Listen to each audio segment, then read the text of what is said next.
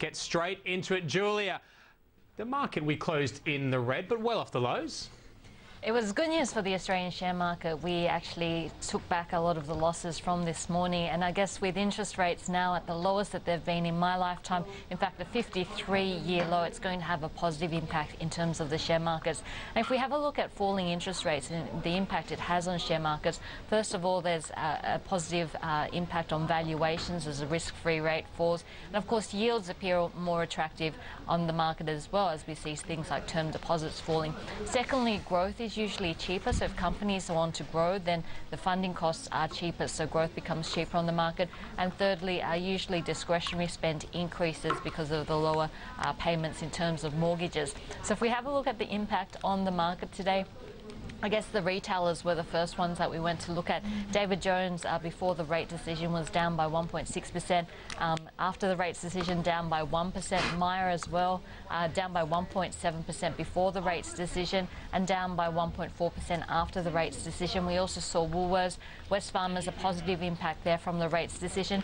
Interestingly, though, the yield plays on the market, there was still a lot of cautiousness there. We saw that in terms of Telstra, in terms of the other high yielding stocks, and the banks, I guess, are a little bit more of a different story. On one hand, usually the banks usually see an uplift because of the yield plays, but I guess the market a little bit nervous about valuations there. And then secondly, we've already seen two of the big four banks now passing on the full rate cuts, so NAB as well as Commonwealth Bank. So if we have a look at NAB's share price during the session, this is what it looks like, and you can see after the rates decision we saw NAB's share price increasing, but then once they passed on the full 25 basis point cut, we actually saw a decrease and a tumble in NAB's share price. So the bank's actually not seeing a positive impact today because of the expectation that they will pass on the full 25 basis points. And passing on the cut, we've seen NAB and CBA, of the two of the big four, pass the rate cut in full. Is the expectation that we'll see Westpac and ANZ follow suit? Absolutely. We've already seen two of the big four banks passing on the full 25 basis points. In addition, we've also seen Bank of Queensland and ING Direct also passing on the 25 basis point cut. So that expectation is really what drove our bank share prices in the last hour of trade. So while initially the banks actually saw an uplift after that Reserve Bank move, because in the past couple of rate cuts we have seen the big four not passing on the full rate cut that we've seen coming out of the RBA. So that expectation did drive bank stocks lower in the last hour. It was interesting to note the big tumble that we've seen in the Aussie dollar, and I think that's the key reason why the resource space moved higher. Usually when we see resources and commodity prices fall, the Aussie dollar tends to fall as well, and that's why the Aussie dollar is called a commodity currency a lot of the time. But this tumble that we've seen in commodity prices, we've seen the Australian dollar remain relatively high while we've seen commodity price decreases. So the fact that we have seen the Aussie dollar pulling back, good news for that resource space, which had been hit with the double whammy of a relatively high Australian dollar as well as that tumble in resources. Today we did see the Aussie dollar pulling away, so a bit of a lift for those resource stocks. We talked about BHP looking good technically yesterday. Really that run continued. If we have a look at the 1 year chart, you can see that there's a clear uptrend now. So looking pretty good from a technical point of view, and that lower Aussie dollar, good news for exporters. Julia, just on the banks, I mean, we saw NAB down close down 1.7%, CBA closed down 1.9%, Westpac down 1.8%, and ANZ closed down 1%. We know they've been one of the favourite plays of the market for what seems forever now. Would you expect to see this spark some bargain buying? Does that continue, or the banks with a cash rate that seemingly is falling start to look less and less attractive?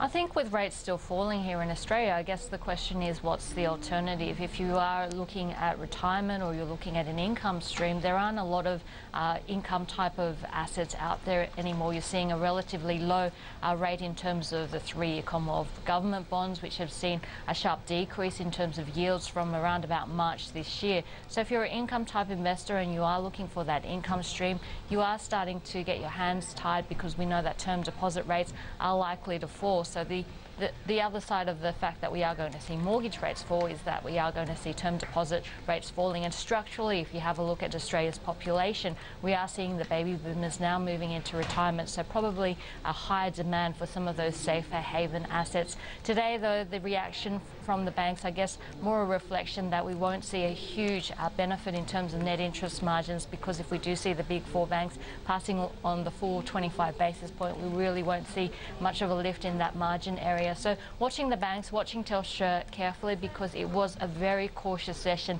for those yield plays where we didn't see as strong an uplift as we have, I guess, when we have seen past decisions. So the next few sessions are going to be important technically. Remember though, last week we were seeing ANZ, CBA as well as Westpac hitting an all-time record high. So banks are at pretty lofty valuations, and I think that's the other thing that investors are now considering when looking at their portfolios. As well, it does tend to sometimes be overshadowed when you get big announcements such as the Reserve Bank today. Julia Lee, Coca-Cola Amatil earnings guidance seemingly a little bit of a worry for the market.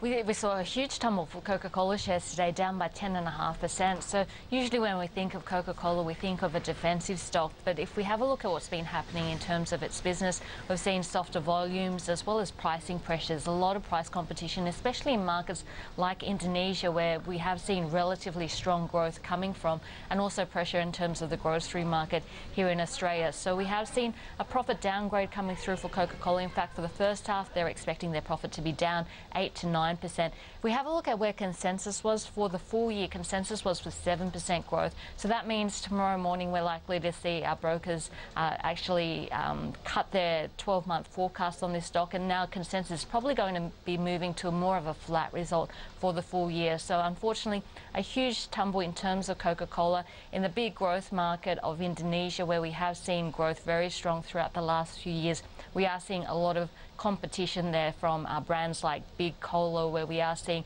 Coca-Cola actually dropping their prices to try and compete in those type of markets. So not good news from Coca-Cola and Coca-Cola Amatil, and a massive drop in the shares today, more than 10% lower.